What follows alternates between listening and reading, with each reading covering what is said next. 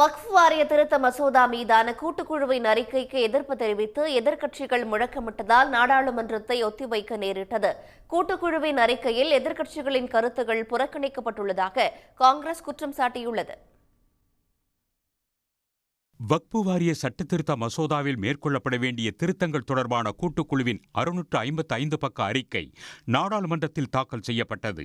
இதற்கு கடும் எதிர்ப்பு தெரிவித்து இரு அவைகளிலும் எதிர்க்கட்சியினர் முழக்கம் எழுப்பினர். பாஜக எம்பிக்களின் கருத்துக்களை ஏற்றுக்கொண்டுள்ள நாடாளுமன்ற கூட்டுக்குழு எதிர்க்கட்சி எம்பிக்களின் கருத்துக்களை நிராகரித்துவிட்டதாக கூறி எம்பிக்கள் குரல் எழுப்பியதால் மக்களவையில் பரபரப்பு ஏற்பட்டது. माननीय सदस्यगण, प्रश्नकाल महत्वपूर्ण समय और पहली बार चुनकर आए माननीय सदस्य प्रश्न पूछ रहे हैं. எதிர்க்கட்சியினரின் எதிர்ப்பு குரலால் அவை நடவடிக்கைகளை மேற்கொள்ள இயலவில்லை. இதனால் மக்களவையை சபாநாயகர் ஓம் பிர்லா ஒத்திவைத்தார். இதே விவகாரம் மாநிலங்களவையிலும் எதிரொலித்ததால் அவையை 20 நிமிடங்களுக்கு ஜெகதீப் தன்கர் ஒத்திவைத்தார். பின்னர் அவை கூடிய போதும் எதிர்க்கட்சியினர் முழக்கம் தொடர்ந்தது. அப்போது பேசிய மக்களவை எதிர்க்கட்சித் தலைவர் மல்லிகார்ஜுன் கார்கே தங்களது கருத்துக்களை கூட்டுக்குழு முற்றிலுமாக புறக்கணித்துள்ளதாக குற்றம் சாட்டினார்.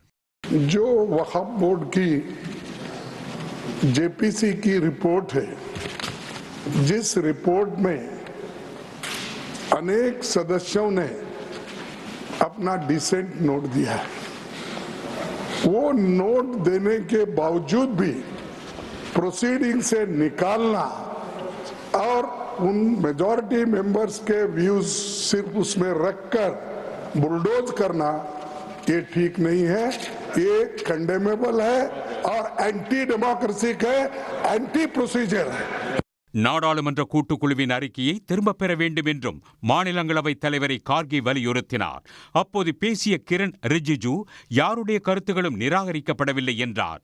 இதற்கு கடும் எதிர்ப்பு தெரிவித்த எதிர்க்கட்சி எம்பிக்கள் அவையில் இருந்து வெளிநடப்பு செய்தனர்.